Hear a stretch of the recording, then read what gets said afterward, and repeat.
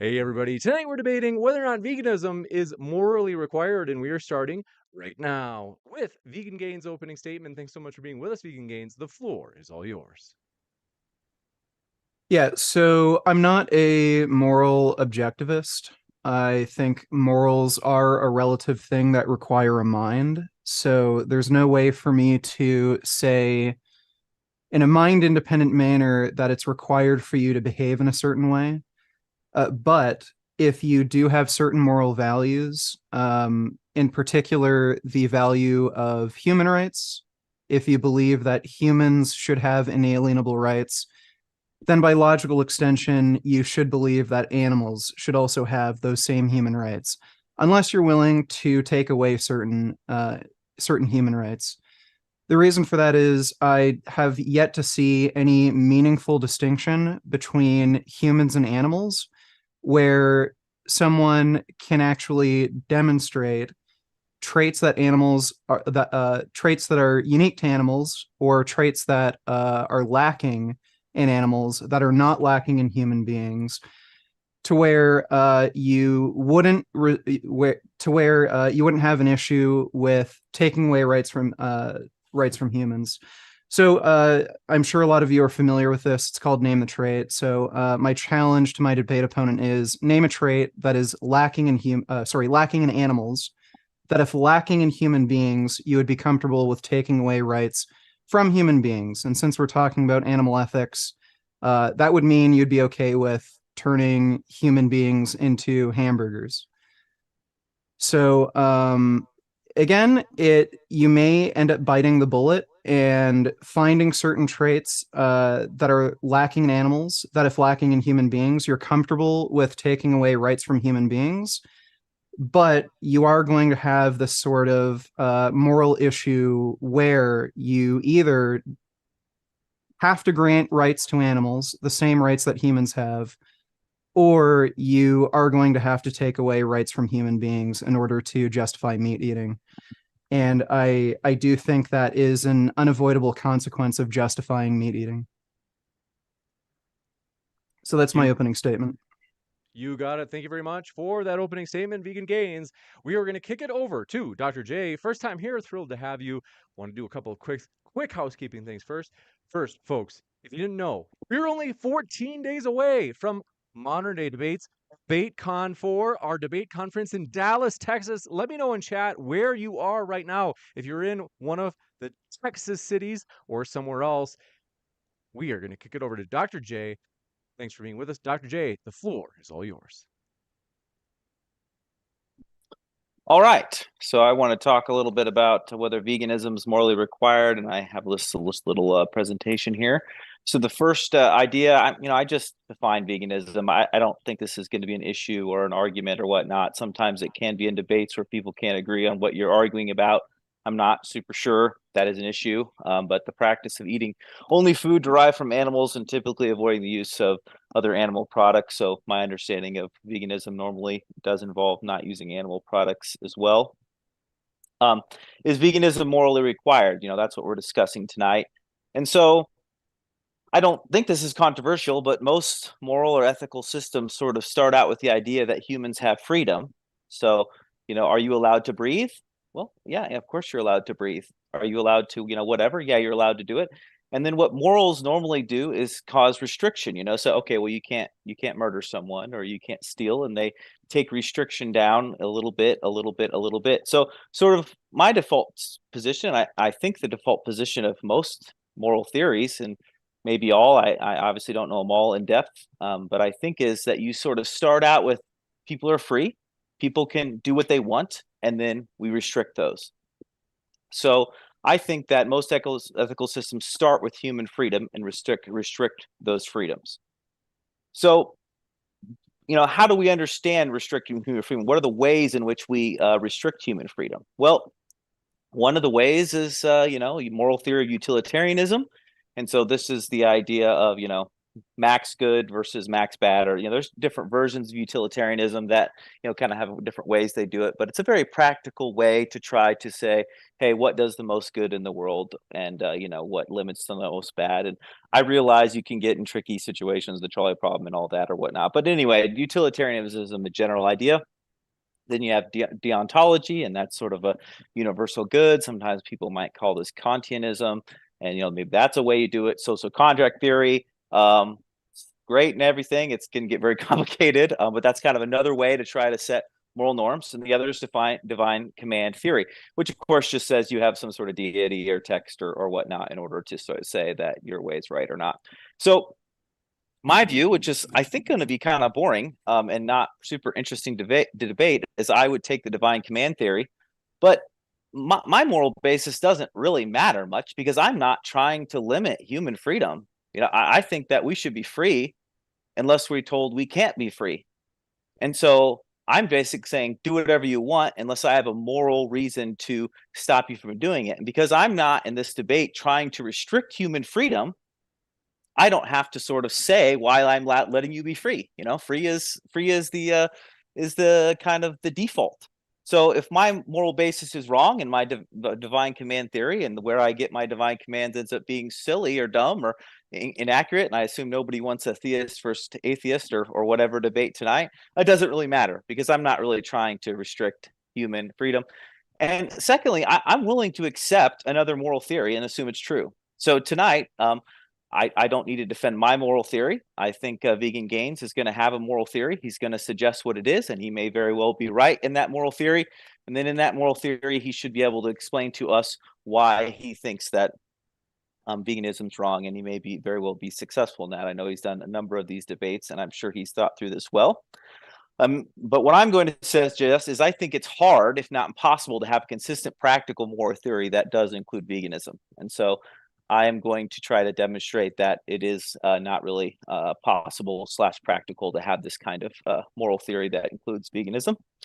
And so just as a little final statement, we should not consider veganism morally required and restrict human freedom based on that requirement. And so if human freedom includes animal freedom in that, we would need a demonstration that human freedom and animal freedom are the same thing. I don't need to demonstrate it or not demonstrate it. I'm just saying human freedom's the default. And so that's kind of how I look at this issue. And so I look forward to continue to talk about whether this human freedom should be restricted or not and for what reasons.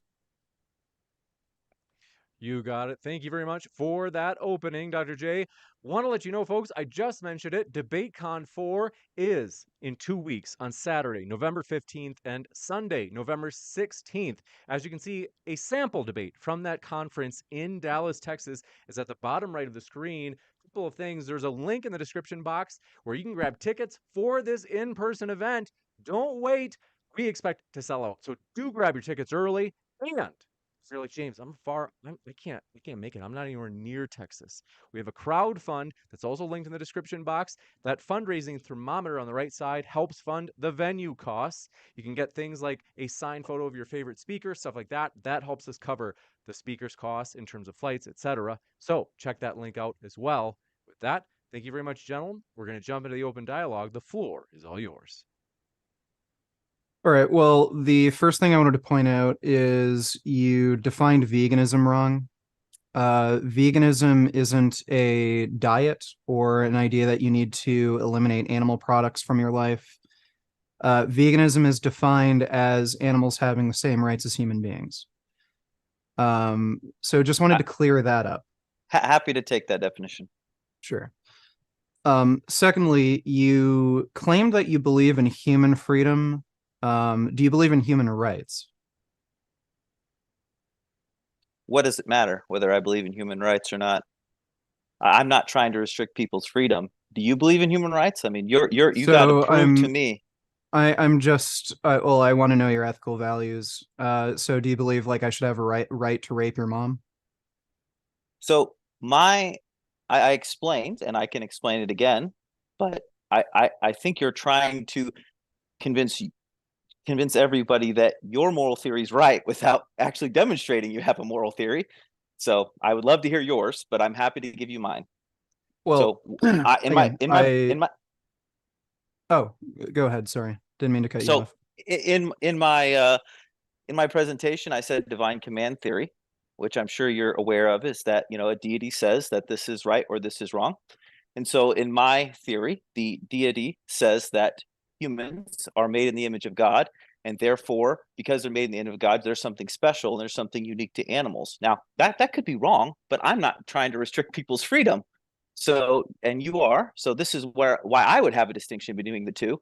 But you need to provide a distinction between the two, or a non-distinction between the two, in order to demonstrate that that everyone's wrong, or not everyone, but that people are wrong in trying to say that veganism shouldn't be required for everyone. It might be a good idea, or it might be healthy, or it might be have a lot of positive attributes or whatnot. But so is not smoking, or so is exercising every day, or whatever.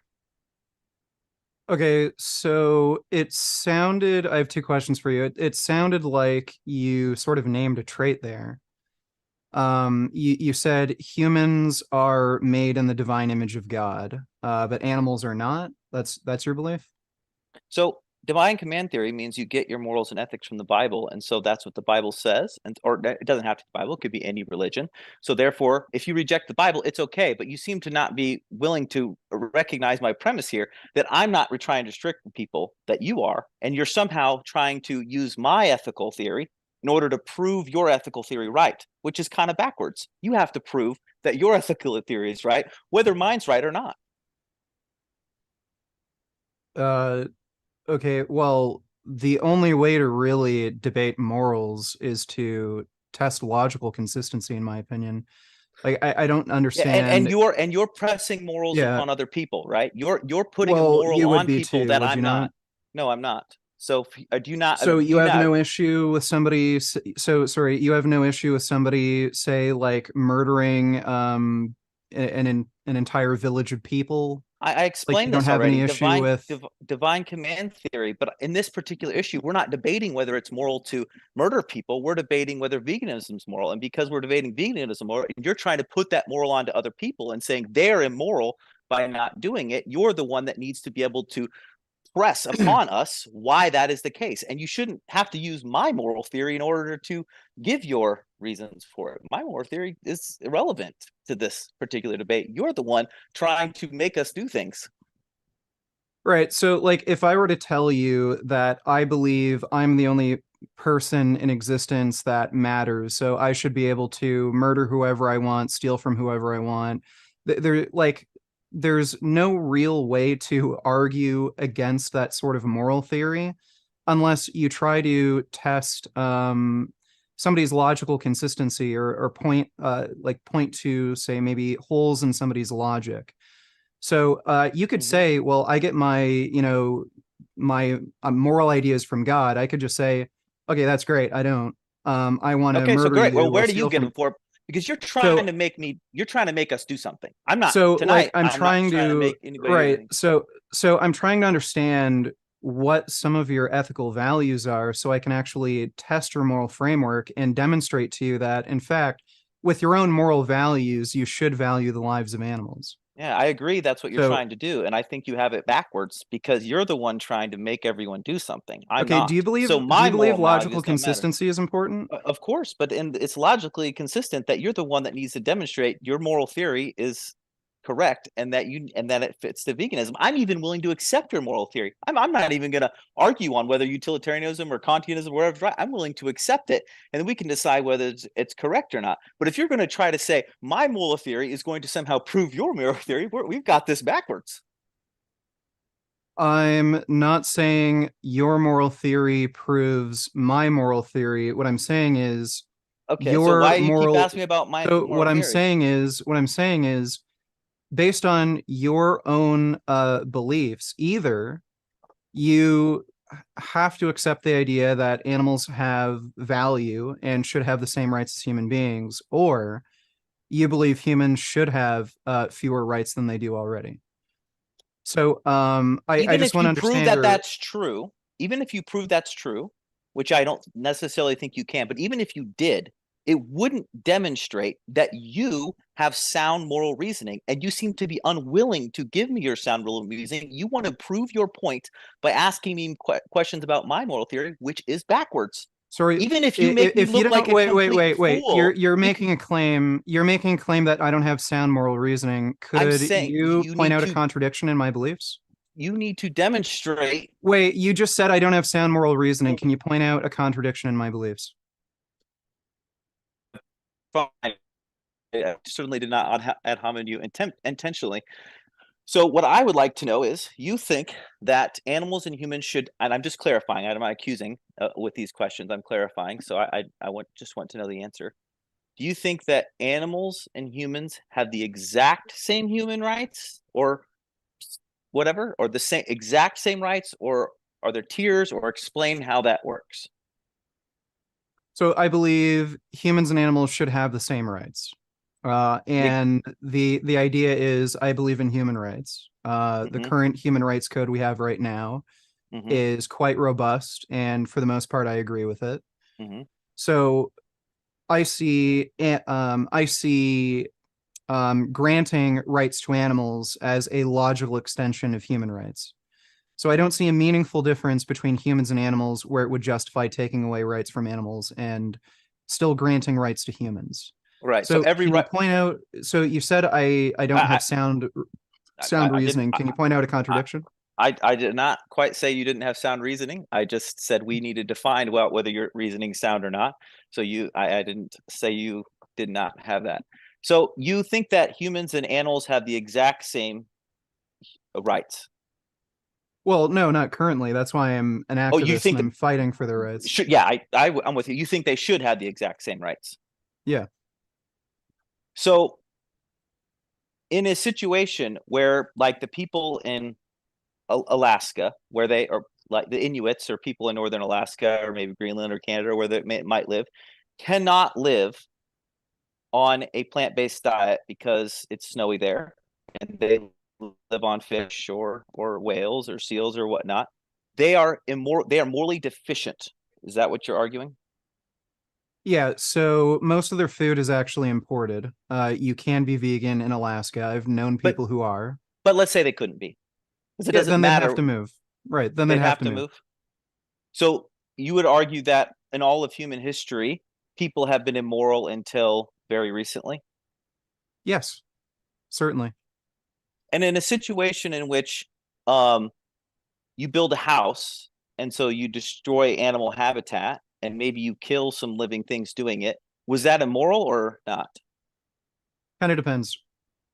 So when it comes to building a house, you may be displacing wildlife, but you're not necessarily killing them. If you actually look at, say, like logging, tree cutting, animals just leave. Very rarely are they ever killed. And you're just reducing their territorial range.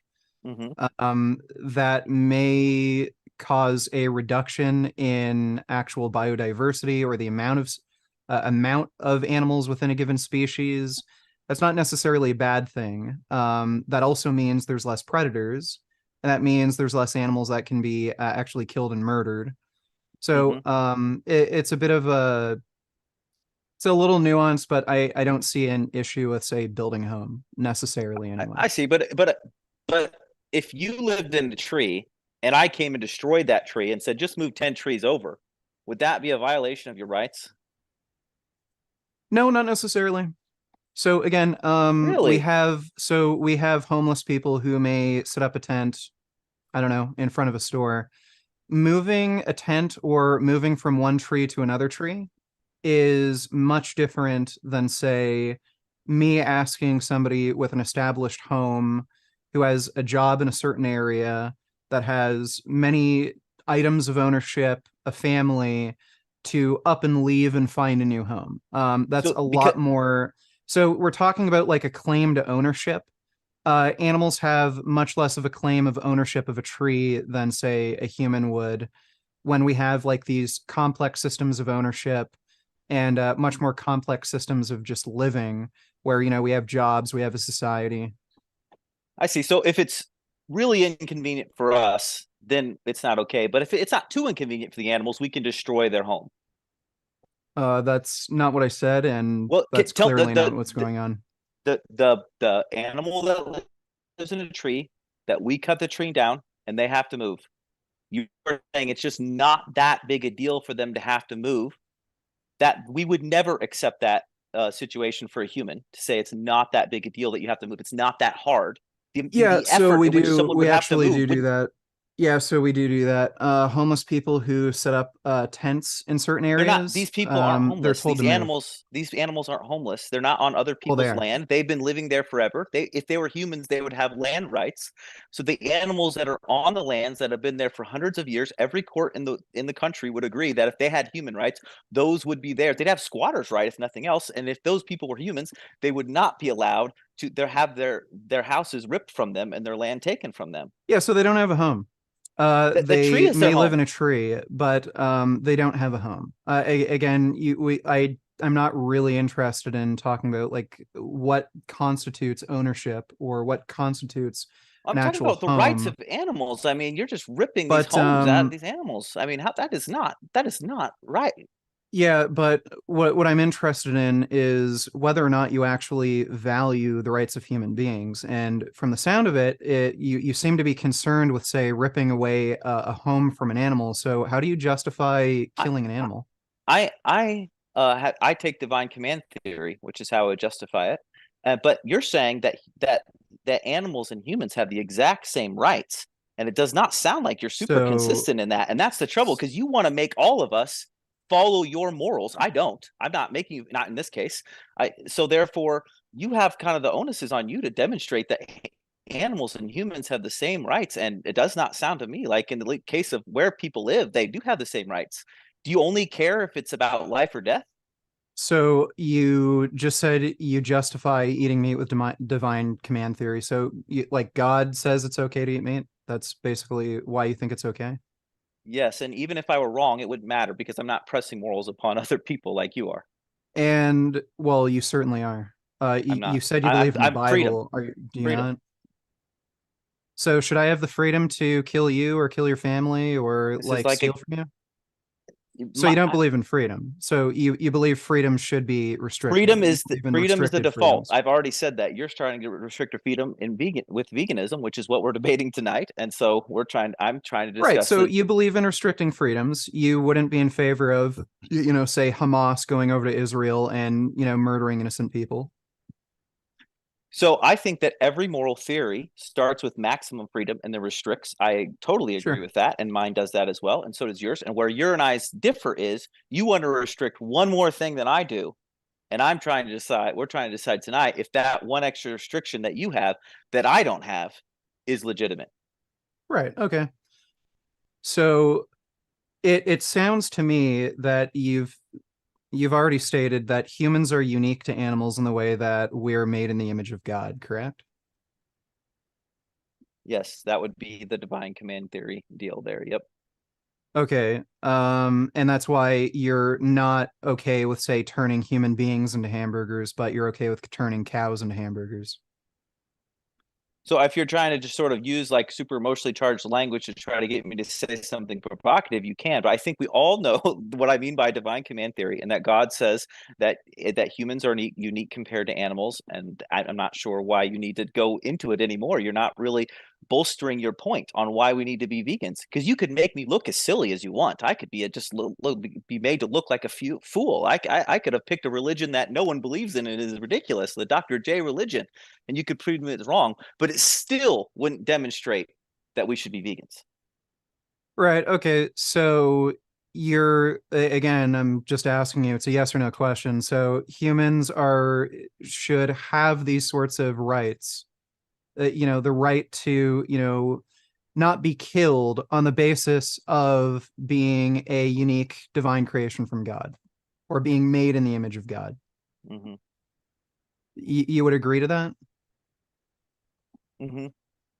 So if we were to say find out that black people were not made in the image of God, you'd be fine with killing them and turning them into hamburgers? So it seems to me like you're once again trying to make me look silly. And what your trouble is, trying to make me look silly isn't going to help you much. I'll make an even sillier one. I have the Dr. J religion.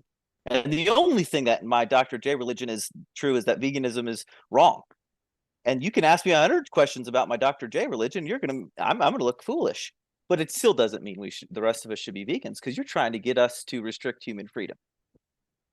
Well, what if I told you I follow the vegan religion and God told me that veganism was right? Like, this doesn't really get us anywhere in the conversation. You totally could do that. You totally could do that. And the people. So this doesn't really get us anywhere in the conversation. I'm trying to argue against your own moral beliefs. So I'd rather you just stick to your own moral principles rather than fabricate and invent some. Sure, but I am not the one trying to change people's morals. And I think you probably agree that we start with freedom and then we restrict from there. And because I'm not trying to restrict, it's not me that needs to tell everybody, why do you have to do what I say?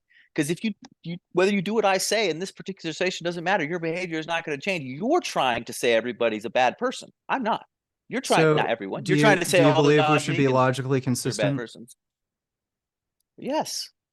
Okay, so if you believe the reason humans shouldn't be turned into hamburgers is because we are made in the image of God, and we discovered that certain humans, say black people, were not made in the image of God, would that not mean that you would then believe it's okay to turn black people into hamburgers? It could be, but I also just might decide that particular religion's incorrect and switch. Okay, well, we're talking about the religion you have now. So based on you're talking about my moral theory, which once again, why are you trying to prove your case with my morals? Why do you think that's any better way of convincing somebody that their own moral principles are either wrong or need to be changed than by pointing out a contradiction? I see. But you're trying to make people do things, which is why I think seems to make sense. The way you normally debate is when you try to assert something, the other person sees it's moral consistent. And then therefore you're going to demonstrate you're perfectly moral consistent. And then I'm going to go, well, shoot, I couldn't shoot anything down. Your thing that you're pushing on everybody's right. And I'm wrong. And there we go. So again, based on your own moral principles, would it not mean if black people were not made in the image of God, you'd be okay with turning them into hamburgers?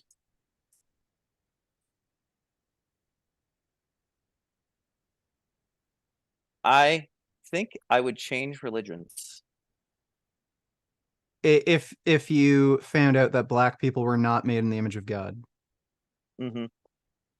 Okay, so what religion would you change to? What does it matter? Well, I'm just curious because it sounds like you have motivated reasoning. Wait. It sounds like you have motivated reasoning. You said that you're getting your commands from God. Well, if the commands that you're getting from God don't align with your moral principles, you're saying you're changing your religion. So it sounds like you have completely motivated reasoning, and your reasoning isn't based on a commandment from God. It seems like it's based on your own personal set of preferences, and you change what God you believe in or what religion you follow based on those preferences. So when you say, I believe in divine command theory, I think you're completely full of shit. Yeah, you're right. If I switch religions based on morals, you're correct that I would not actually believe in divine command. Well, do you know what motivated reasoning is? Would not disagree with it. Yeah, totally. I would agree that if I switch religions every time I didn't like what my religion said, that would be motivated reasoning and whatnot. But I'm really trying to get you off of trying to use my morals to prove your case, which seems I don't see why you don't see that's a problem. Okay, can you show me a better way of convincing somebody against their moral position than by pointing out a contradiction? I am not trying to get anybody to do anything. You are. Right. And could you show me a better way of trying to convince somebody away from their moral position than by pointing out a contradiction? Yes, absolutely. The way you should be convincing me that your moral position is correct is saying, these are my morals, which I'm going to let you have utilitarianism, any of those that you want. You lay it down, you demonstrate why it's ironclad and that why it's absolutely correct and that there's no contradictions and that I should change my mind and switch to yours. You can come up with a variety. I'm not trying to convince you in divine command theory here tonight. You're trying to convince me of whatever it is that you know. Well, you just change religions, so it wouldn't really matter, right? I won't change religions anymore necessarily, because you're totally right that I can't change religions based on the fact that the morals change. You agree? I was just trying to get you to realize that I'm not trying to convince people of things, and you are, and therefore you can demonstrate logical contradiction in my theory all day long, and it won't matter because I'm not trying to force morals upon people. You're trying to force a moral upon So do you people. believe that we should be logically consistent? I can answer it again. Yes. Okay, so then why would you say it wouldn't matter if you can point out a contradiction? You just said you Because wouldn't I can be change your- wrong. My system can be logically inconsistent, and it still wouldn't prove because that your system's correct. Well, it would. Is that there could be 100 moral Well, in systems this case, it that are would. wrong, and it wouldn't prove that yours is right. Well, in this case, it But if would. there's 100 moral system and you prove 99 of them are wrong, or 98 of them are wrong, and the 99th one's right, but the 99th one demonstrates that veganism is incorrect and it's okay to not be a vegan, then the fact that you showed the other 98 are wrong doesn't actually demonstrate that you picked between the 50-50 of the two that are left. Yeah, so if you value something like logical consistency, and I point out that based on your moral beliefs, you'd be okay with turning black people into hamburgers. But all you're doing that for is to try to create a big moral. You're trying to make me look like a jerk. You're not debating in good faith. Yes, that's kind of the point of pointing out logical yes, flaw but we in all somebody's know moral that the views. divine command theory I have doesn't say that. So now you're going to add things to the divine command theory that I don't agree with in order to try to make me look foolish. So you're not arguing in good faith. Sorry, how am I not arguing in good faith? Because you are adding things to my divine command No, I'm theory not. that don't exist. What did I add? That aren't there. That you were saying that black people aren't humans. That it Well, says in the that's a hypothetical. That's not adding a right. You're creating a hypothetical that makes me look. That's not adding a premise to divine command theory. That's it just is testing you're your adding own moral. No, that's testing your own moral principles. You're adding a command to the divine command theory that's not there. But the reason you chose the one that you did was to try to be provocative to make me look dumb or look mean. So let me ask you this: are animals made in the image of God? Like, no. Are dogs made in the image? So it's entirely possible that God could have created certain human beings that were not made in the image of him, correct? Like, it's logically possible. Like, he's created other creatures that aren't made in the image of God. So he's created other creatures that aren't made in his image, correct? Yes. So it would be logically possible that there are certain human beings that aren't made in his image. No. What's the logical contradiction? Equals image What's of the God. logical contradiction? The equal image of God. So if you there's no that could exist, but that would be a different set of divine command theory than I agree with. Wait. Human equals made in the image of God. Yes. So if you say someone's human, so you wouldn't have your chromosomal. Sorry. So if God didn't exist, there would be no humans. Do you want to have a religious debate, or do you want to tell everybody why they need to become a vegan? Well, I'm trying to see if there actually is a logical contradiction here, because this is you're trying to tear down my religion instead of arguing for veganism, which kind of is making me feel like you don't have a lot of good arguments for veganism. All you have is arguments for anti-non-veganism, which is probably a double negative and not correct. Can you define what a human is for me? Like, how would you define human? Made in the image of God. Made in the image of God. Okay. So if you were wrong about God existing, humans wouldn't exist. Like, there would be no species called Homo sapien. Yeah. If I'm wrong about all that, I'm a fool. So tell me why I need to be a vegan again. Well, I don't think you've actually demonstrated that my hypothetical is a logical contradiction. You do. To get me to. It's like if I said, can you demonstrate to me why you should be able to breathe? Why? That has nothing to do with what I asked. Because you are trying to get me to say some human freedom. I have to prove a human freedom's okay.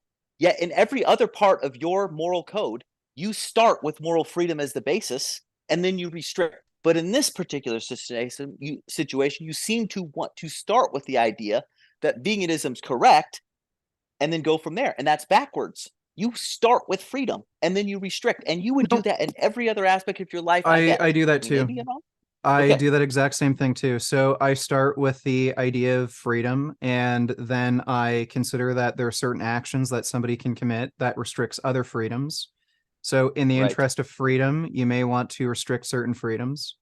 Hmm. And that's basically how we come up with the Human Rights Code.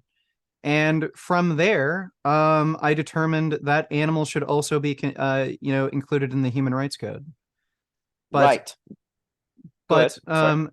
again, the issue I see here is that if you're going to say humans are unique to animals because we're made in the image of God, and on that basis, it's okay to kill and eat animals, but not humans.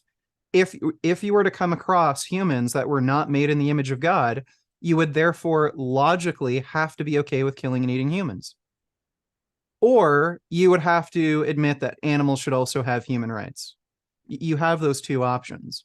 And so far, you haven't shown that there's I a think contradiction with you that hypothetical I proposed. yeah, you created a false dichotomy. I think those two are not the only options, because you said you didn't create a false dichotomy. You said there was a human that wasn't made in the image of God, which I think I already said is an impossibility in my system. So let me ask you a few questions. So So do you think that using any wait. Why is that an impossibility? Do you think it's like it? How is that impossible to have a universe where God doesn't exist, but humans also exist? Just before we go too far, I've wanted to give a lot of autonomy to you guys. This is maybe going just a bit far into the philosophy of religion space. I have to draw the line somewhere. So I do have to say it might be good for us to return. And I do think that there is something too, maybe even temporarily. If Dr. J, if you're at all interested in taking a shot at the name the trait, what would you call Well, it? he's already named the trait. The trait is being made in the image of God. This isn't really a religious debate. It's still about veganism. It's just that that's the trait he named. We're not Right, really debating r- religion. right, Like right, that just happens to be the trait. right? right. I it seems almost inevitable that it turns into a debate on religion. I'm not trying to be difficult, so I'll defer to you guys Well, if you guys want to keep going in this direction. I'm trying to not talk about religion at all. But if he's going to continually ask me why I want to not restrict human freedom, and he's going to ask me religious questions, that's it. But I'm trying to figure out why we're restricting human freedom, and that should be a completely non-religious Well, it's debate. not a religious question. Like again, the trait you named is being made in the image of God. Right. So you haven't actually shown that the hypothetical I proposed is a logical contradiction. So based on your moral view, if black people were not made in the image of God, you should be okay with killing and eating black people, just like how you kill and eat Right. cows. But you can see how I Now, don't it like. sounds like you're not comfortable with that idea. So that's a contradiction. So either No, you have to I'm not comfortable agree with to the the idea of soundbite. taking away human rights, or you have to grant rights to animals. I'm not comfortable with the soundbite, right? That's what I'm not comfortable with, and this is what I'm not comfortable with in that example. Does that make So sense? you're comfortable with killing and eating black people so long as they're not made in the image of God. I don't care if it's not a comfortable soundbite. That's your belief. So you think there are humans that aren't really humans? You would be comfortable with killing them? That's what you're saying? No. Well, yes, it is. I reject the idea that you're not human on the basis of not being made in the image of God. Like But again, you so haven't whatever it shown is it that as an impossibility. so whatever it is that humans have that you also give to animals, it's not logically impossible that there would be another person that what didn't have whatever it is that you think they have, and you would be okay with killing them. That is the situation you're giving it. It's silly. It's silly. I wouldn't So even give you that, and I wouldn't even ask you that question, because it would demonstrate that I'm not arguing in good faith. I'm just trying to make you look bad and trying to get you to kill okay, people. I think I see what the issue is now. You're arguing about a weird semantic issue. You're just changing the definition of what a human is, rather than just accepting we're You talking about the same thing. You're just defining it differently. So is it logically possible that if God doesn't exist, we would still be here? lots of things are logically possible. I would even say So, not so you having a you God is acknowledge it's logically possible. possible. So you Sure. acknowledge it's logically possible if God did not exist, we'd still be Yeah, here. the same way you'd probably say it's logically possible that it's okay to eat animals, though you don't think it is. Well, yeah, it is Okay. logically possible to have a moral framework So where how that's does okay. how does this argue for veganism being correct? Right. So if you acknowledge that it's logically possible for humans to exist without the existence of a god, Mhm. then if your basis for granting humans rights and not being okay with killing and eating them is being made in the image of God, then therefore, if we found out that certain humans weren't made in the image of God or God didn't exist at all, would you be okay with killing and eating humans? Repeat that one again. If your basis for not killing and eating people like you kill and eat cows is Mhm. humans are made in the image of God, that makes them unique to animals, to where humans deserve rights, animals don't. Then, if, say, a God were to exist and he only made certain human beings in his image, or God just didn't exist at all, he made no humans in his image, then you'd be okay with killing and eating those humans, correct? In the same way that if we found out that white people weren't really humans, you would be okay with killing and eating them, yes. So you would be okay with killing and eating, say, black people if they weren't made in the image of God? As would you if you found out they weren't really No, humans. no, I wouldn't. Yes, you would. I'm vegan. I won't even kill. I won't even fucking kill a worm. What if you found out that white people were really plants? Would you eat them then? No, because they're Yes. sentient. Yes. No, because they're sentient. But you eat plants. Yeah, they're not sentient. But what if we found out there were that white people weren't really sentient? You say that's a stupid. You'd say Yeah, that's okay. stupid. Well, That's then stupid. if they weren't That's sentient, what then I'm I would saying be to you. okay with killing white people. Okay, in that sense, I'm Yeah, agreeing. if they I were agree with that. robots or some sort of machine that In that that sense, I didn't would think agree or with you. feel, then sure. In that sense, I would agree with you. But in the same Well, way, my no, question to no, you that's doesn't totally help. different. No, it's not totally different. It's the same, which is why Well, this that's is a value of unfruitful. well, wait. That's a value of sentience, whereas you're valuing something else. But then you make up a scenario which is just absolutely wild, and then say, "See." And then I come up with a scenario that's absolutely wild, and you think, "Boy, this is kind of dumb," which is what I'm exactly thinking of. I want No, you to demonstrate that yours is consistent. You let me ask for a little while, and you've been dominating, asking me questions for a very long time. And it seems like your system of trying to prove veganism is by trying to attack other people when you are the one that actually has to demonstrate it's right. Not other people in a ad hominem way, but attacking other people's moral systems. Moral systems are very difficult. Moral systems are very complicated. It's extremely hard to be well, consistent. with you, Extremely hard. And so clearly you are, your moral but system isn't all that complicated because you just say great, great. Mine's wrong. Now God, prove to me though. that veganism's correct.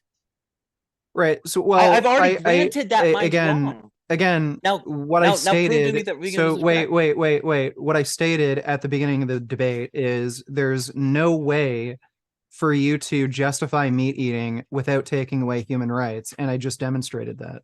So So my point was you did proven. not demonstrate it. The And only I have said way, that the you only way can. for you to justify killing and eating animals is by also being okay with killing and eating people.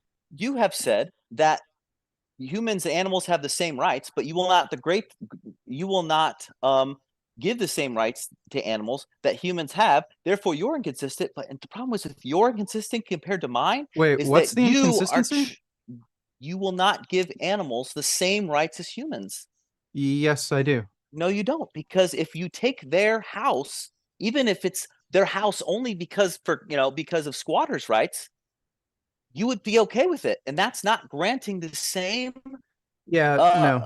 thing. So So if therefore, there that's were, inconsistent. And the problem with your inconsistency is you're trying to make people do something. You're trying to put a moral burden on them that they don't have before. I'm not trying to put moral burden on them before. So you have to demonstrate give animals all the same rights as humans. I've given you one example that I think you're incorrect, that you're giving them equal rights. And I think I have some more if you would let me have a chance to talk about them. But for some yeah, reason, you think that tearing so me down is somehow going to help you. yeah, so if there were human beings who were, say, living in a tree, sort of like how a bird lives in a tree, I Yep. wouldn't have a problem with forcing those humans to move to make room for, I don't know, like a condo. You So wouldn't. where's the contradiction? What? So if I decided to build a treehouse on land that I was there before you were, hundreds of Treehouse years, is a my lot my different my than my living in a hole in a tree or having a bundle of sticks in a tree. there was a giant redwood tree that I dug it out and lived in it, and me and my ancestors had lived in it for 100 years. You would say it's totally cool for you to come rip it out and build a condo on my instead of Yeah, my tree? a hole in a tree is it lacks a claim of ownership. It does not. All you don't even have to like have a house as long as you have you have some kind of place that you're living. Squatters' rights alone, right? I mean, Yeah, I don't you necessarily just believe in so you don't think squatters' rights. we didn't steal the land from the Indians because they didn't have buildings on them? That was all free reign? Yeah, so well, the Indian issue is different. How? We didn't take their land according to your definition of land. They didn't have houses on it. Well, again, the Indian issue is a bit different. Those people were completely displaced. You're not necessarily displaced. So you're not necessarily Completely displaced, they're not. They sorry? have a tiny little bit of land. They have a little bit of land. Well, they were They just had displaced to and move. genocided. They were They just have displaced to move and like that. genocided. That's Well, the we can issue. both. The genocide isn't the part I'm talking about, which I agree. But you're saying the taking the genocide was bad, but the taking the land was okay. If we wouldn't have killed, if the settlers wouldn't have killed anybody, then it would have been okay because they didn't have an official house on it. I mean, I do not think you're giving the same rights to Well, animals that you would to humans. so again, Oh, in the human context, you there are certain pieces of land that are arable and non-arable. There's certain areas that you have to live in so that you can actually exist. Like you have to be close enough to a water source. If you're displacing people in a certain way where, yeah, you're going to actually affect their ability to live, again, it's a lot more complicated to move human beings than to say move a bird from one tree to another. just like the level of inconvenience seems to be the issue for you here, and you Yeah, just are essentially, convinced. well, essentially, it might No, I you could think the maybe say American it goes Indians beyond didn't the care level how of much they were inconvenience. inconvenienced or not inconvenienced. They wanted all their land that was theirs. And when it got taken from them, I think most people would agree that's a violation of rights in the same way that when you take the grazing land of animals to build your house, you're taking away their rights. Well, not exactly. I don't want to get into a whole Native American history. There were agreements to actually take land or, take, I agree some or of that have, happened. I agree that yeah. getting in the debate of all that is probably not Well, worth it. Just you you're talking about people who didn't really have a complex understanding of ownership and contracts and stuff like that. That's why there's the term Indian trader. so yeah, so you can take animals' lands because they don't have a complex understanding of land rights. Well, again, the issue I'm seeing is animals are not developing the land and have a requirement to live in very specific certain areas where they can really make a claim to ownership. It's sort of like when you find homeless people who've made an encampment in a particular area. Telling somebody to move a couple blocks down the street and set up shop there is a lot different than getting somebody to like literally move a home that they've purchased. They've set But up if like you an entire lifestyle there, like versus a bird living in a tree that just needs to grab a bunch of sticks and put them in another tree. But if you could move to and live in a place that didn't displace all those people, that would surely be better and be a more moral decision. But I don't think, I mean, are you arguing that we should only be building houses in the place that only displaces the least amount of animals as possible? Like that's a Maybe. moral Well, argument. maybe again, the other issue is wild animals do live in conditions that are extremely difficult, especially when you're considering they're predated upon by other predatory animals. And if you reduce their territorial space, you are going to reduce the number of these wild animals and thus the number of these animals that are going to die very brutal, violent deaths. That's another Mhm. consideration I make. Right. So when well, I'll switch directions because I think I'm we're probably good on that question.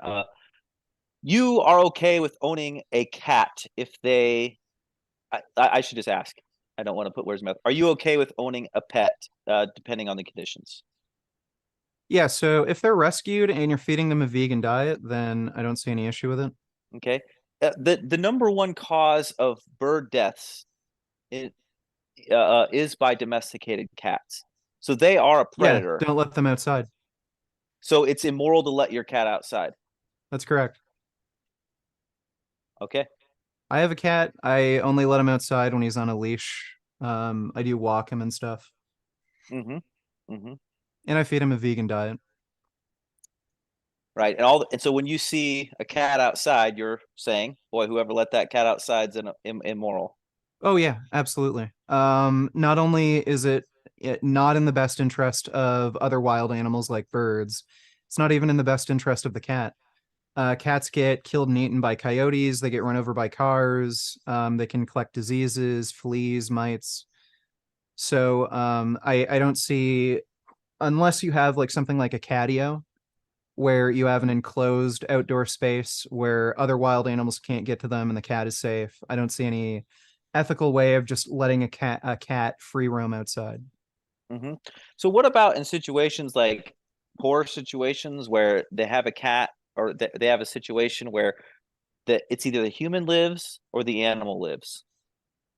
Which are they equal? So for example, if you and I were both on a desert island and one of them, I don't want to sound crazy here, or make it sound something really what I was unappreciative what I thought you were doing, or whatever. If there's an animal and there's a human and one of them needs to die, do you see them as just totally equal, or do you have a preference one or the other? Sure. So I may have a preference one way or the other for who lives, who dies. Mm-hmm. I would consider, say, how long one being's going to live. So let's say if it's two humans, Mm-hmm. one human I know is very elderly. They're only going to live like maybe 2, 3 years after they get rescued by sailors or something, versus somebody who's much younger. I'd probably prefer the younger person to live, older person to die. Sure. So when you're talking about like an animal, I animals don't usually live as long as human beings. That might be a consideration I make. Might also consider like future well-being. The types of experiences that a human can have might generate much more well-being than the types of experiences an animal may have. You do So see that in the same as humans, though? Whichever human, like if there were someone that you thought could I well, assume you wouldn't make that distinction among I think you're humans. Then you're talking about getting into something it. slightly. So I think you're Okay. talking about something slightly different than I am. I think you're trying to ask like, would it be okay to kill and eat, like an animal or something like that in a survival situation? I would say no. I, The ethical thing to do okay. would be to starve. Okay. But And so, let me ask you this. yes, So yes. let's say there were two people starving on a Mm-hmm. deserted island. They're waiting to get rescued. Mm-hmm. One human being was made in the image of God. One human Mm-hmm. being wasn't made in the Mm-hmm. image of God. Would you be okay with the human made in the image of God killing and eating the human not made in the image of God? Well, that is like a totally made up scenario that isn't real, which obviously I wouldn't hate even ascribing something to, because it's not real. But of course, if there was someone who is a human and someone who can be considered not a human, that would be okay. Well, no. You're changing the hypothetical. They're both But humans. I see humans and the image of God being the same thing. So you want to rip them So apart, but no, I'm no, saying no, they no, can't be no, ripped apart. no, If you're no. going to call them a So human, I'm saying they that's have to not be made in the true. image of God. So that's not true. We Okay, already all right. covered this. You're using a different semantic definition of human. You already admitted that it's logically possible for humans to exist without God. It's logically possible. Right. So if it's logically Just in possible, then we're both talking about the same being. So a human and a human, one human's not made in the image of God, one human is made in the image of God. right. Just because it's logically possible that it can happen doesn't mean it could Right, and happen. we're talking about the hypothetical. We're not Right. talking And about I already whatever world you believe you live in. and I already granted you the hypothetical. No, you didn't. You altered the condition of the hypothetical where both I humans are made in the image of God. Sorry, you rejected the hypothetical and you said it's not I don't possible reject for it. a human not to be made in the. I grant you I just clarified that not the hypothetical can't exist. The hypothetical can exist, but the actual thing I don't think would exist. If it did, Well, that's my fine. whole yeah, right. And in the hypothetical, So yes. so in the hypothetical, you'd be okay with a human killing and eating another human so long as they're killing and eating a human not made in the image of God. Well, yes or no? Yeah. Okay. This might be a good time to go in the Q&A. Yeah, Any sure. I'm last ready for thoughts, it. gentlemen? Okay.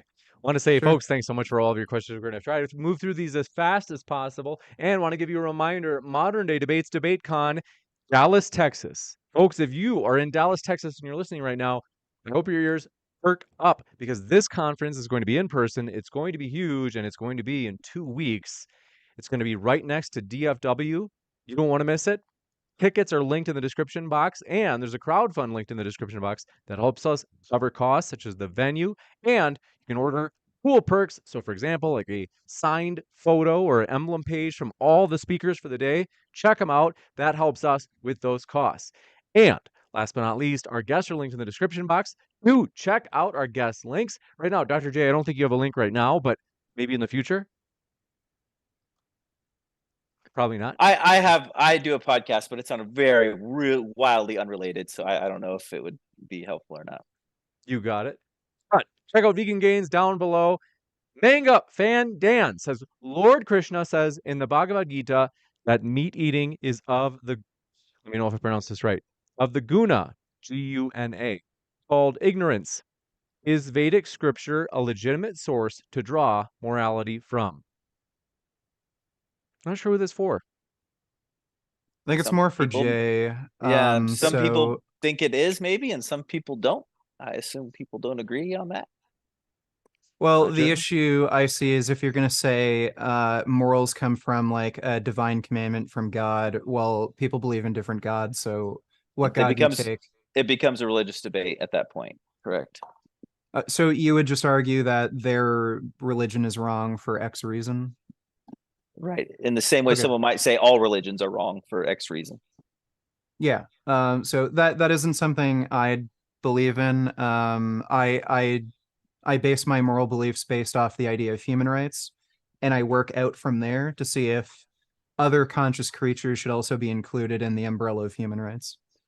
So I read the what is it called, the expanding circle, a long time ago. Do you agree with the expanding circle? I hate to put it on you because it's a long enough time ago that I don't quite remember all of the I've never details. read that book, Okay. so I don't know if I'd agree with it.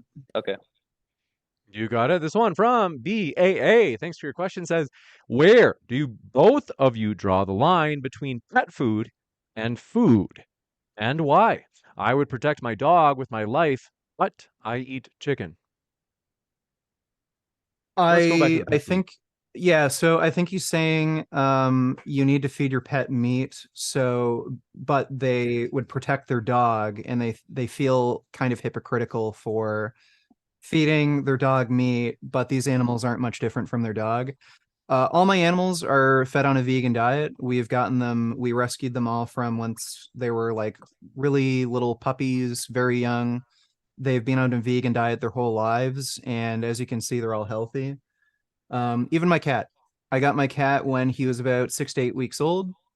He's 3 years old now, and he's been on a vegan diet. So you don't have to make that decision between having a companion animal and feeding them meat or not having a companion animal and not killing other animals. You can just feed your cats and dogs a vegan diet. You got it. This one coming in from, do appreciate it. Contrary in 420 says, Dr. J, all carnivores eat raw chicken. Or no, they say all carnivores eat raw skin, blood, organs, bone, muscle, fat, etc. of their kills. If a man is a carnivore, why eat only cooked muscle and fat?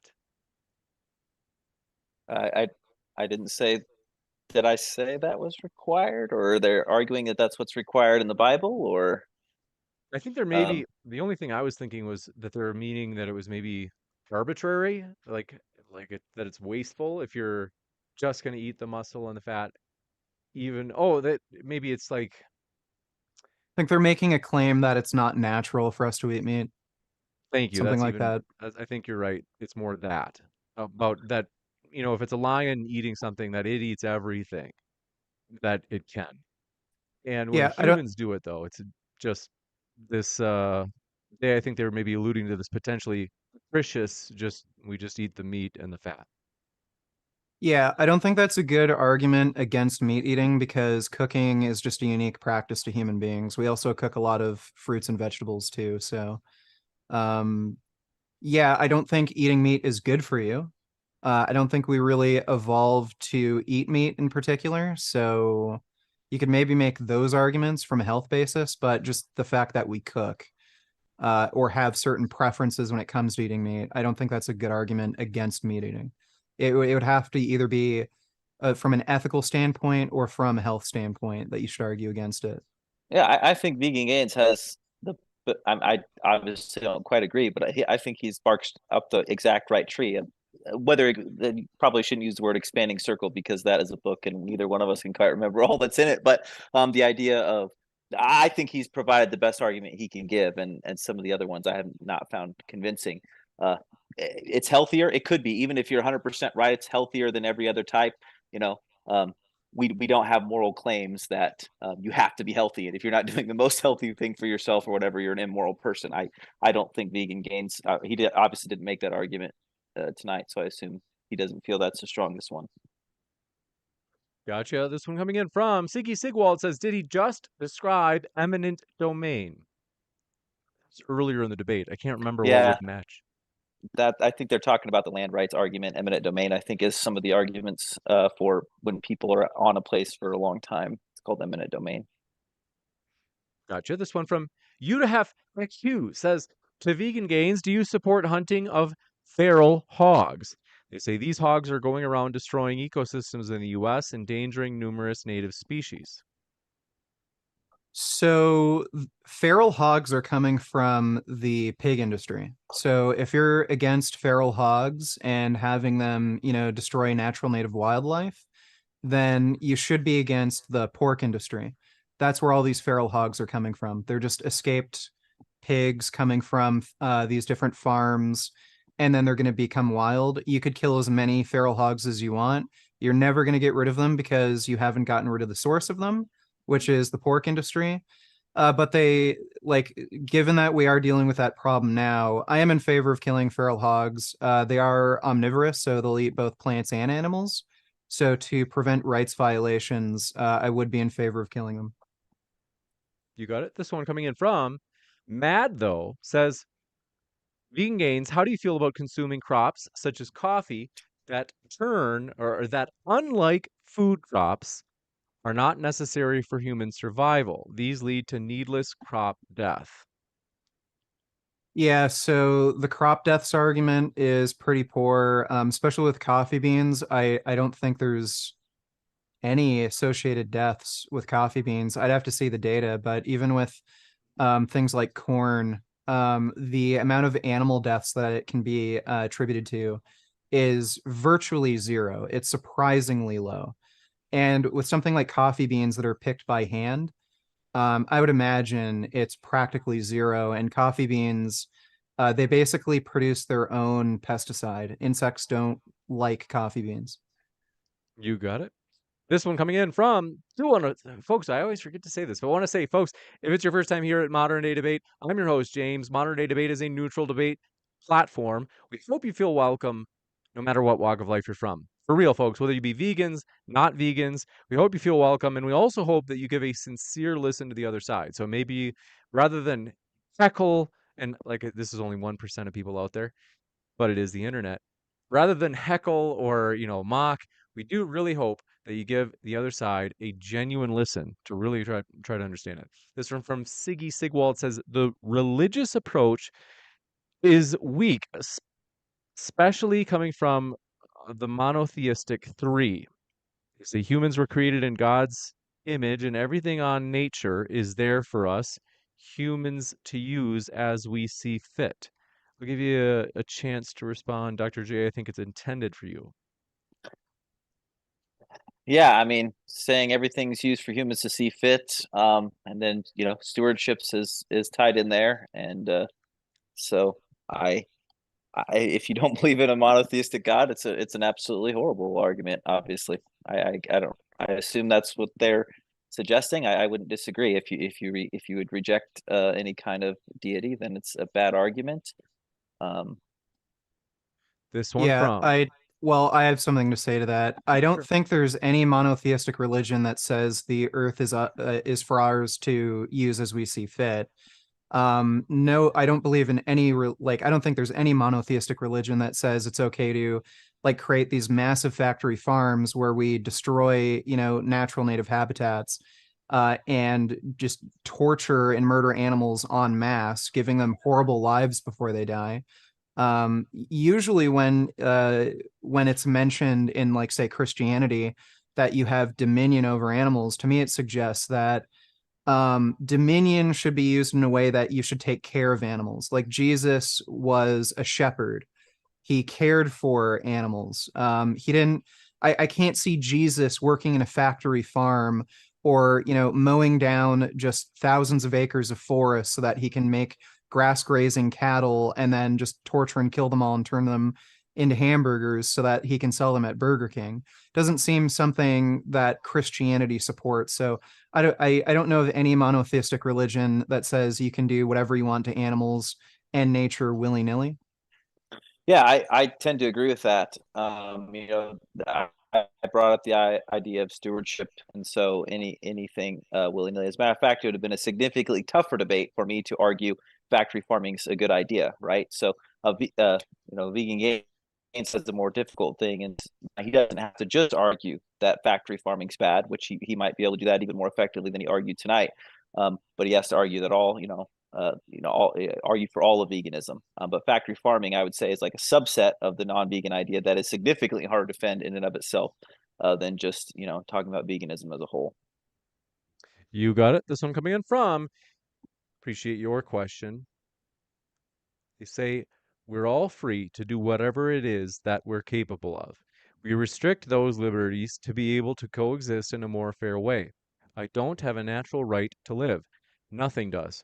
But by changing our understanding, we inevitably end up challenging our morals. I don't think killing animals for food is good. Ideally, we should find a better way. Any thoughts? Yeah, so rights have to be granted, and you do have to have enough people to agree on certain principles to grant rights.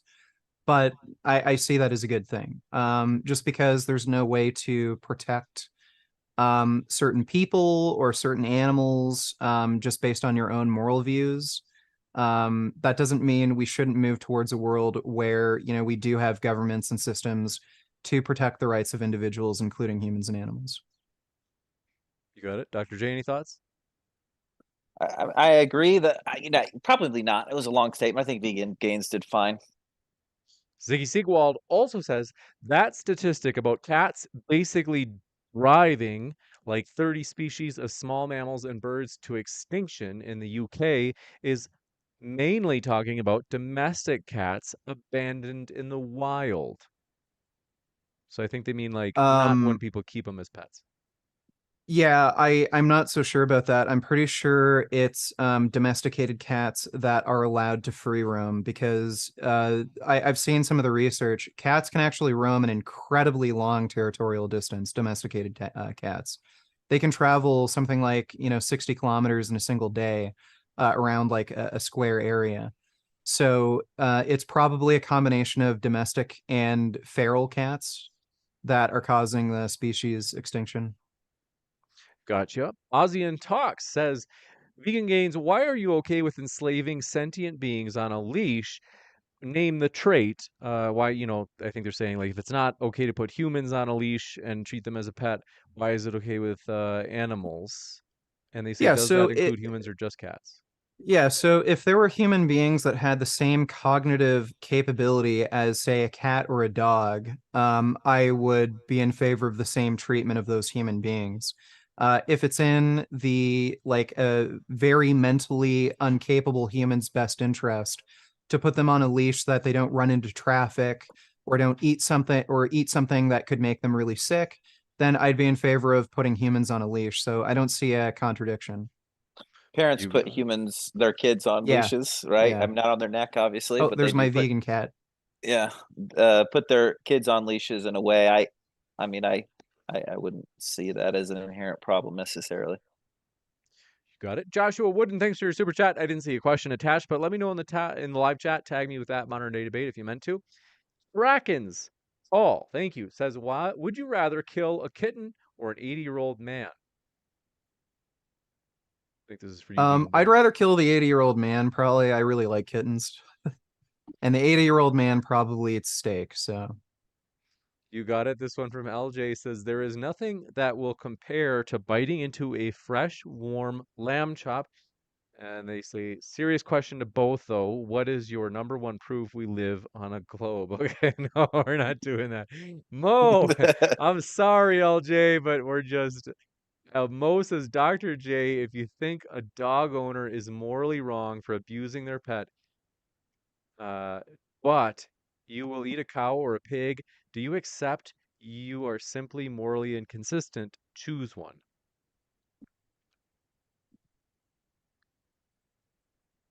that was directed at you.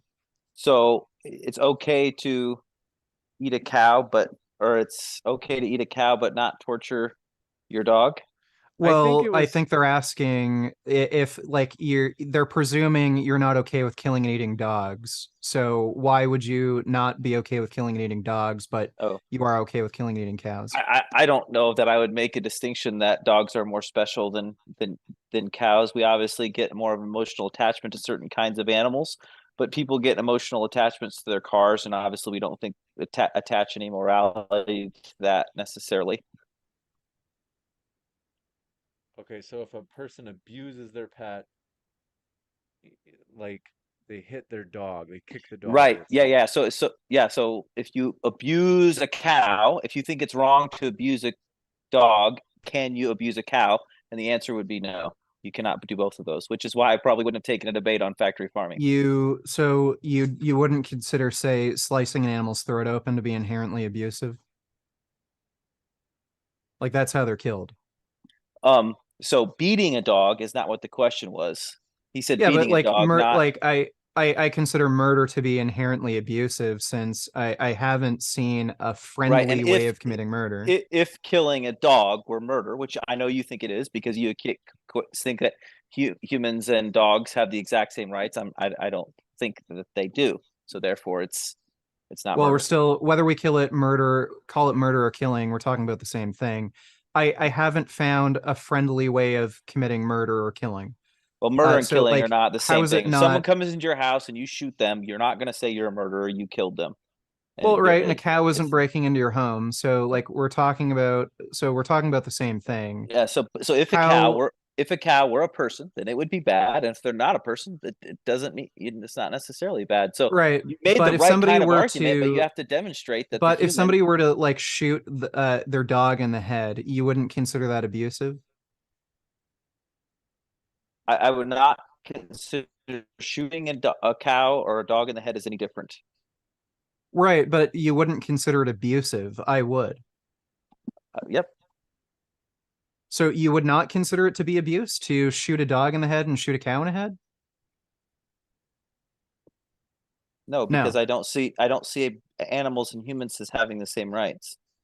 Right, but you recognize there is such thing as animal abuse. Right.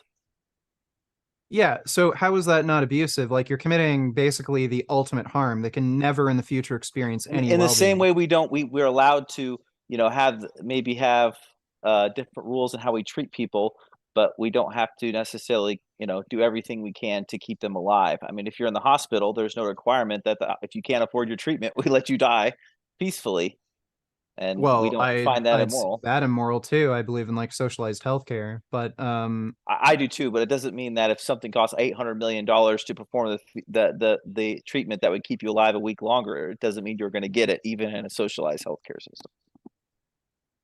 right, okay, but you're still talking about killing an animal for something as, unimportant as just taste pleasure.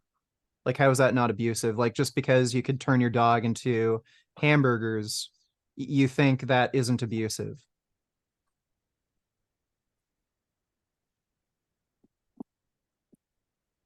Right. Okay, so you're not against the idea of killing and eating dogs. No, I don't see a difference between many other cultures that don't have an emotional attachment to dog kill and eat dogs. They do it in China. It's How could you kill something like this? Like, they're sweet and cuddly and, they feel love. How is that not abusive?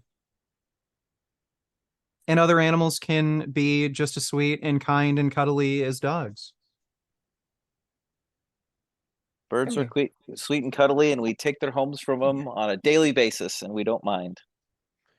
This one from Oh, Joshua Wooden says, what are both of your opinions on it's illegal to destroy and or transport eagle eggs to yet abortion?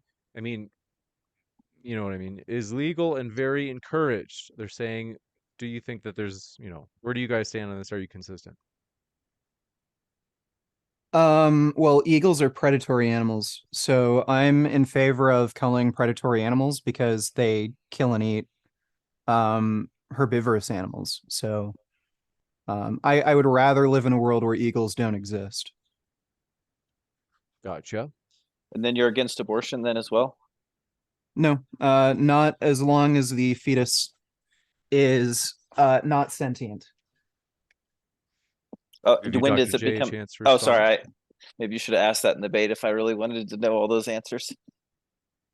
I would say I think the reason that we save eagle eggs could be various reasons. One of it wouldn't be necessarily that's immoral or immoral to not have them.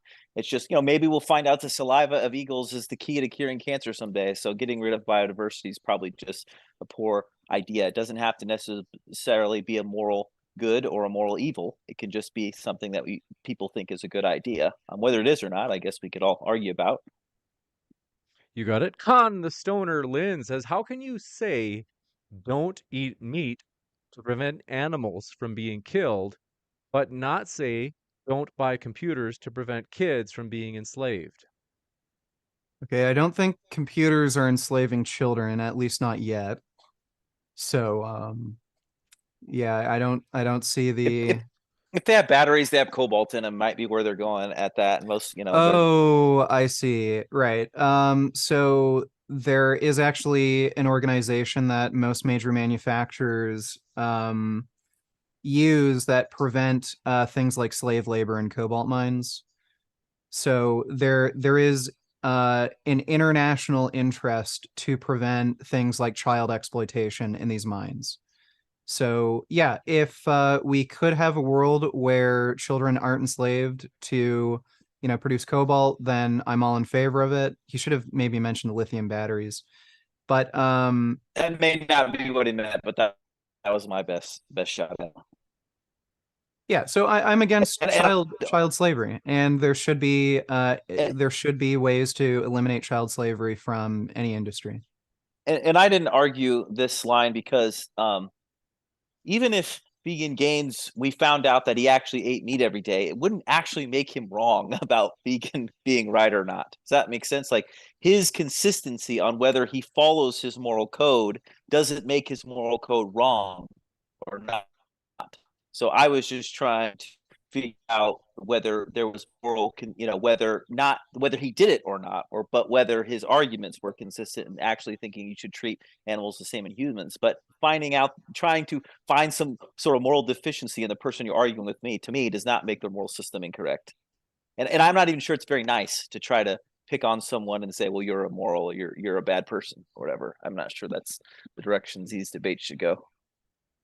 You got it. This one coming in from, do appreciate it. Only a few more left here. Gibson says, Vegan Gains, you know that there are situations where people hunt to help alleviate money struggles. There were many year where a deer kept us fed. Yeah, I don't think murder is justified just because it personally benefits you. The Nazis also benefited from stealing money from the Jews and killing them, taking all their wealth and property. I don't see how that justifies murder. I think they're trying to make an argument. I get what you mean in terms of like broadly speaking, but uh, I think they're trying to say that different from the Nazis. They're trying to say sometimes a person needs to hunt deer, let's say, to survive because financially things are just so hard. I think they're saying a vegan diet's just too expensive. They're going to go into poverty and suffer. What are your thoughts? Okay, well, let's say there are situations where somebody can't follow a vegan diet or else they'll starve to death. I would say, yeah, the moral thing to do would be to starve to death.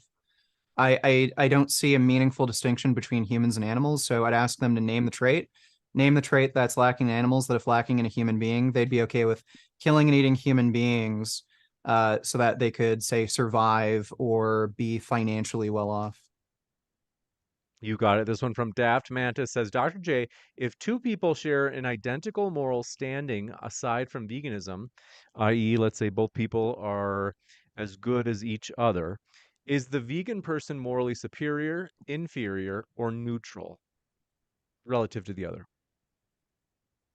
Oh, I would say that would depend.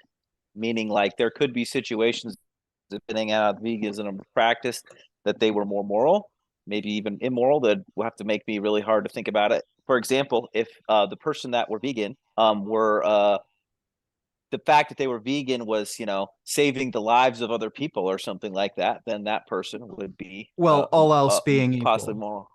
So the Yes, only all else difference being is they don't equal. eat the only Yeah. difference is they don't eat meat. You'd say the Yep. vegan's morally superior? Could be, possibly could, or possibly not. Yeah. So there's situations that the results of that veganism could end up meaning they're morally superior, Well, but the possibly only not. difference is they cause fewer animal deaths. That's the If only that's the difference between that's them. the only difference, then no, the vegan would not be morally superior. Even though they're causing less suffering and death by not eating meat. That's right. This one coming in Because from BTF Wayne says, Vegan gains, my teeth tell me I'm not a herbivore. And then they say, YDMFWS. What does this mean? Is this some sort of young people slang? I don't know what that abbreviation or whatever meant, but if you look at your mouth and compare it to a lion's mouth, there's a pretty big difference. And if I punched your fucking teeth out, I think you'd only be eating soup. You got it. This one coming in from, thanks for your question, Jasmine Wilder says, so for animal abuse laws, is Dr. J for the abolition of those laws and protections? the reason you might have animal abuse laws is because you could argue when some people become used to abusing animals, it could lead to them abusing humans. So there could be reasons for having animal abuse laws, even if you don't think that animals are, have the same exact rights as humans. You got it. Daryl Frost, thanks for your feedback on my audio. I was a little bit low. And I had one more question that somebody earlier I had put in this little list over here. And folks, last call for questions. Otherwise, we're going to wrap up right after this one. Let me just, for some reason, it's not pulling up for me. Give me 2 moments. In the meantime, I want to say, folks, if you haven't yet, hit that subscribe button. We have many more debates coming up. And give me 1 second. I just want to make sure I get this in because I know they were excited to ask it. Here it is. Zayamara Moo, thank you very much for your question. Said, I have a question for vegan gains. If you are poor and in front of you a deer is hit by a car, is it moral to butcher it for food or is it moral to instead go hungry? They say the animal is already dead. Yeah, so if it's already dead, I don't see how eating it would contribute to a rights violation since it died, from an accident. So I don't see an issue with that. I wouldn't even necessarily be against eating a person who had died from some sort of accident. So, yeah, Or I don't see a moral issue with that. or eggs that you would know would never hatch or something like that. Yeah, like if you were to find eggs that were unattended, that weren't fertilized, that will never hatch, yeah, something like that. Did you say it would be okay to, just to be sure, I'm only asking because I have a question for you guys because I've seen this in a movie. You said, I think, if a person died by accident, so you didn't kill them, you'd be okay with the person eating them. Is Yeah. it true? And I don't know because this is a movie. This is why I'm asking. I think it was maybe the Book of Eli. Is it true if you eat people, you would get like shakes, like tremors in your hands. Does it have any sort Yeah, of effect on you? it's a prion disease, and I think it only affects a certain culture. And I'm pretty sure it's because they eat brains. So I think that's what it's from. It's a prion disease where if you eat somebody's brains in particular, you Okay. get kuru. That's the disease. Oh, okay. Gotcha. Thank you for that. And this, we had a question just come in. Beheaded Kamikaze says veganism is about reducing harm, quote, as much as possible, unquote. Therefore, desert islands, us or them arguments don't apply. Dr. J, why are you trying to insinuate it's only worthwhile if it's all or nothing? So if the debate were is veganism a good idea for Americans, that might be a different discussion, right? But this was not a discussion on whether veganism was a good idea for Americans or wealthy people or whatever you might want to say. The discussion, and Vegan Games did a very good job of this, of saying, is it a moral command? So if this person's saying, all I think veganism is lessening harm, that was not the definition that Vegan Gains and I were going by in this debate. I assume he agreed with that, and I let him Yeah, comment if he disagrees. I would disagree with that premise that veganism is about reducing harm. The debate would be a fair bit different. I believe veganism is the idea that animals should have the same rights as human beings, not about reducing harm. Gotcha. Headed Kamikaze, thanks for your, or that when we got that. And Captain Crunch said, ask Vegan Gains to clarify the human that's still human but not made in the image of God. When he believes humans, they put in all caps, are made in the image of God. Yeah, so this was a semantics issue. He was defining human as being made in the image of God. I define human differently, like say being of a certain genetic makeup. We're talking about the same thing though. So just because you're using a different definition, it doesn't mean you're not talking about the same exact thing. And therefore, it's not a logical contradiction to make a hypothetical that there are humans not made in the image of God. You got it? Let me just check for any. LJ strikes again, saying Tarzan would never think Earth is a spinning ball. Thank you for that. I have to admit, it is in all the flat Earth debates when they've said, well, when you walk outside your door in the morning, like, would you, if you hadn't been told it was a globe, would you think that it's flat or that it's a globe? And I think, the intuitive answer is that it's flat, although that's like 1 point in a 100-point game. But it's interesting. The last one came from, I think that's it. So I want to say, folks, our guests are linked in the description. Check out our guests. We do appreciate them. They are the lifeblood of this channel. So we do appreciate them. Vegan Gains and Dr. J, it's been a true pleasure to have you on with us tonight. Yeah, no problem. Thank you. My pleasure. Folks, stick around. I will be back in about 18 seconds to give you updates about upcoming debates. So don't go anywhere. I'll be right back for a quick post-credit scene. Stick around. Thank you.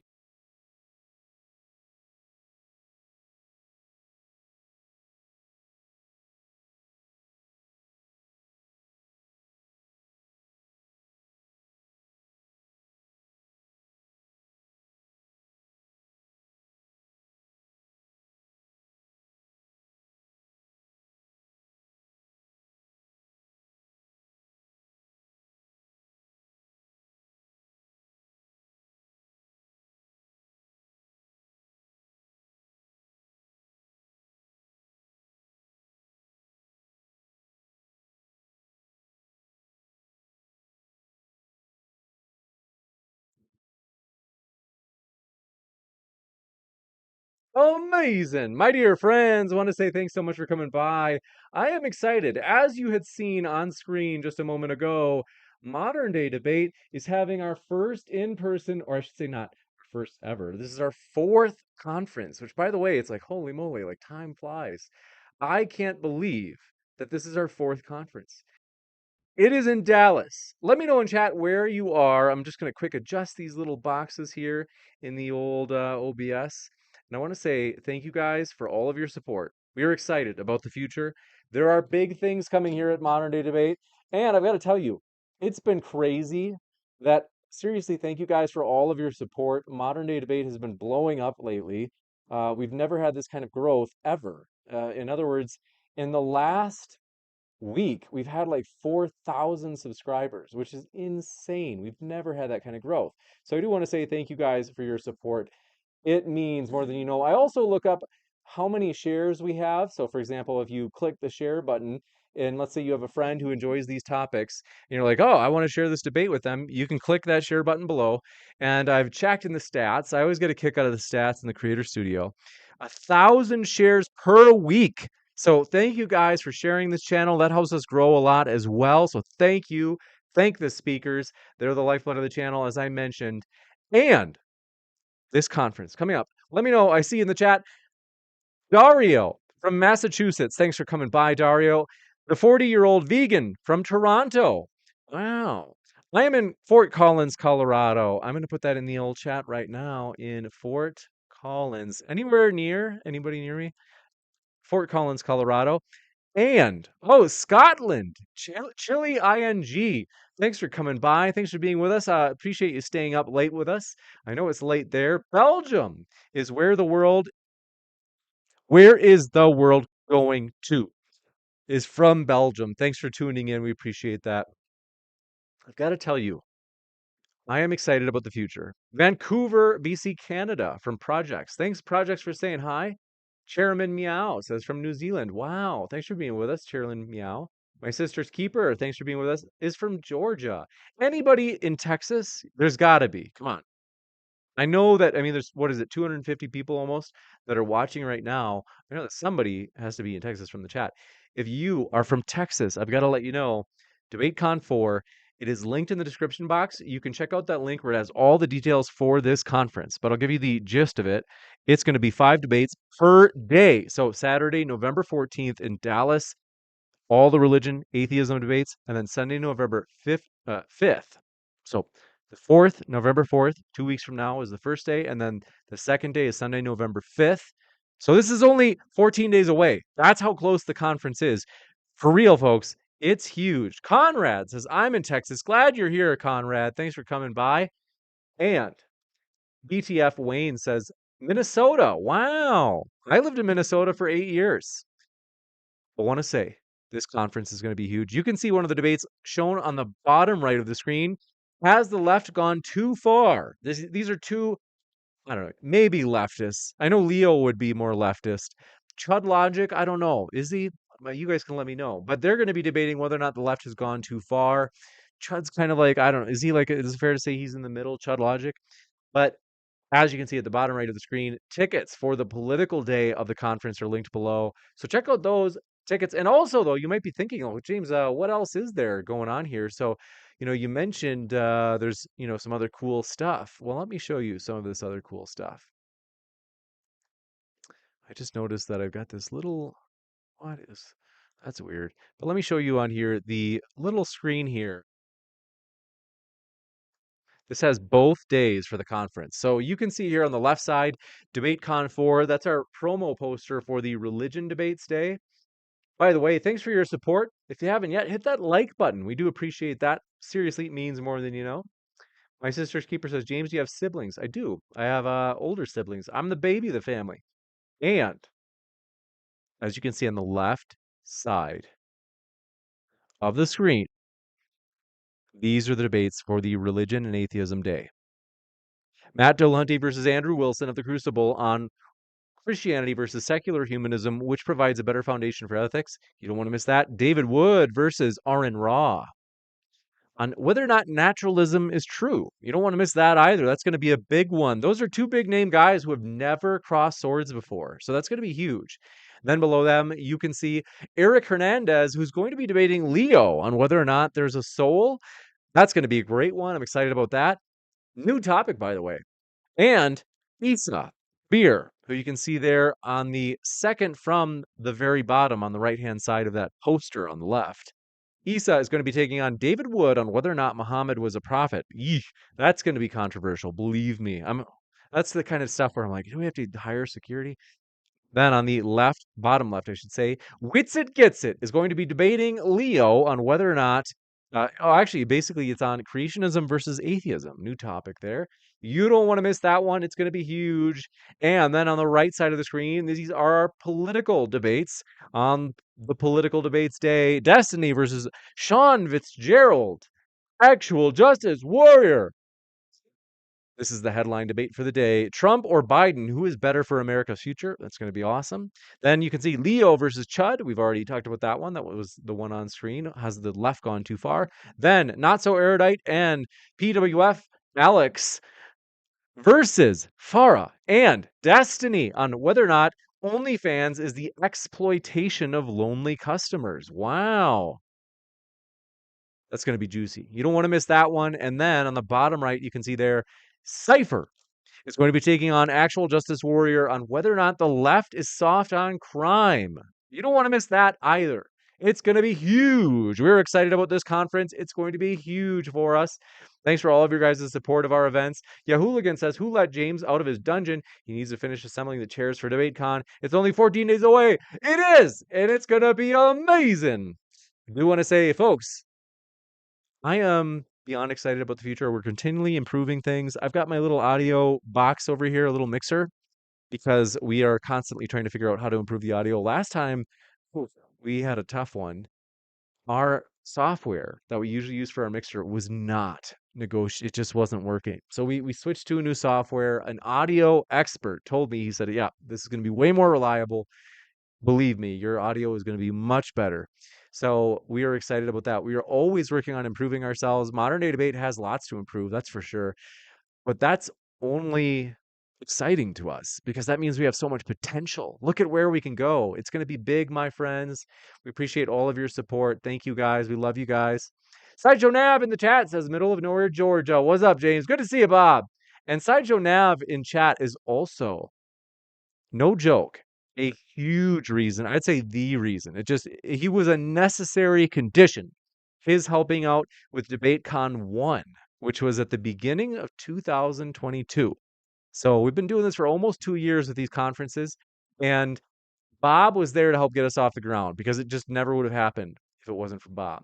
He did so much to where, like, it's exciting. But want to say BTF Wayne says, hot debate topic. Jim Jordan is a good candidate for speaker. Ooh, juicy indeed. But want to say, I've got to get some rest. I want to say I appreciate you guys. I love you guys. Thank you guys for being here. Goat, I see you there in the old live chat. Chris Hamburg, good to see you there, as well as Fallen Merrick. Happy to have you with us. LJ, thanks for coming by. Simon Allen, glad that you are here. Says good night, all. Good health. Thank you, Simon. Appreciate that. Also, want to say thanks for all of your positivity, folks. We love positive people. One trait, because I'm getting my PhD in industrial organizational psychology. One of the topics we study is leadership.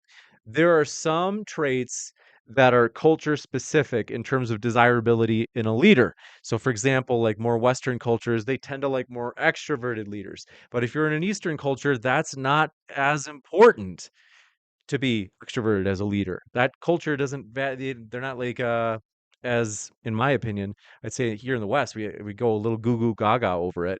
In the East, they're kind of like, yeah, it can be good. But there are some traits that are cross culturally desired in leaders. A couple of them, not surprisingly, honesty, tell the truth, fairness. So people being, let's say, kind of rewarded based on merit, things like that. Also, no joke, positivity.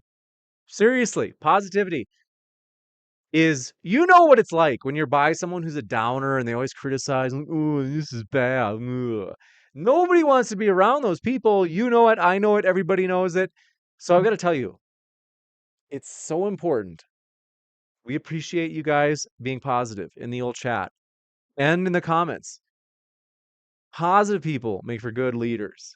It's at least a huge contributing factor. And like I said, that's cross-cultural. So in other words, across the whole planet. If an alien species came here and said, hey, tell me one trait of leaders just across your whole planet, like what's generalizable in terms of traits of leaders? You say, hey, it doesn't matter the culture. People want positive leaders. People who are excited, they're looking to positive, brighter things. and they are not complainers, whiners, or especially trying to tear people down. So, do want to say we love you. We appreciate you guys. Thank you guys for being with us. Chili ING, glad you're here. Copper in quarter, glad to have you with us, as well as Richard Amorike. Thanks for coming by. And Iron Horse, good to see you. Glad that you're with us, as well as Dave Hill. Thanks for coming by. Let's see here. Jacob Emmanuel, glad that you are with us. Joshua Wooden, thanks for all of your support. Frolicking in Grass, we are glad that you're with us. Thank you for being here. But yeah, seriously, you guys make this fun. Dario, thanks for being here. Appreciate you. Where is the world going to? Thanks for being here. Appreciate your positivity, man. Memento, thanks for coming by. Appreciate you. Robin Hoodsta, thanks for coming by. We are glad that you're here. V. Thomas, thanks for being here. We do appreciate you. Glad that you were with us. Thanks for hanging out here. It's an eclectic mix of people here. One thing is sometimes people say, man, there's a lot of fighting at modern day debate. Because, yeah, there's a lot of debating and stuff like that. Sometimes people get a little fiery. But not a big deal. It's like water under the bridge. We don't try to get excited about it. We do want to say we are excited about positivity, but, we're not going to, try to browbeat people when they are too hard on each other. One thing about that is modern day debate it's true. Like there's a lot of fighting in comments and live chat and things like that. And a lot of people, oh, it's a toxic chat. Some people are a-holes. I agree. This is a small percent. It's like a 1%. But in terms of all like the debating or the fighting, whatever you want to call it, is we're also a very diverse channel. Like there are vegans in the chat right now, and there are non-vegans in the chat right now.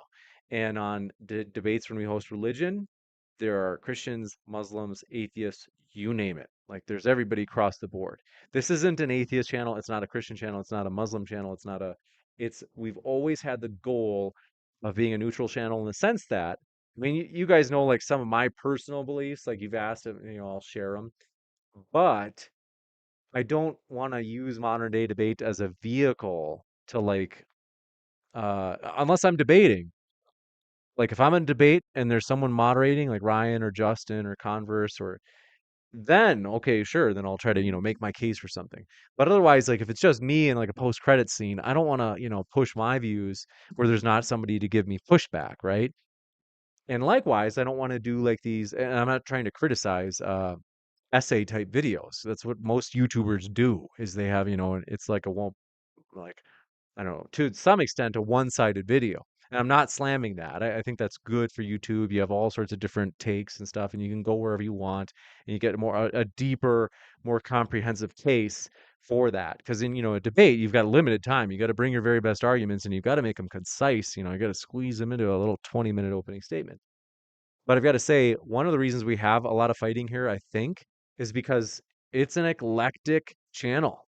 Like, it's that everybody's watching. It's not because if you had just everybody, let's say we're vegans tonight, yeah, they disagree on some things. Vegans still disagree on some things, even within veganism, maybe. Or if you had all non-vegans tonight, like, yeah, they disagree on some of these, but they generally agree. They'd agree an awful lot. But when when the topic is being debated and you have both sides present, like, yeah, they're going to fight, they're going to debate. Sometimes they're just going to a little heated. It's not a big deal. Let's treat it as water under the bridge and not, worry about it. So I've got to say, I think it's a beauty that modern day debate is able to do that because few channels are able to do that. But yeah, Chairman Meow says, why some comments not appearing?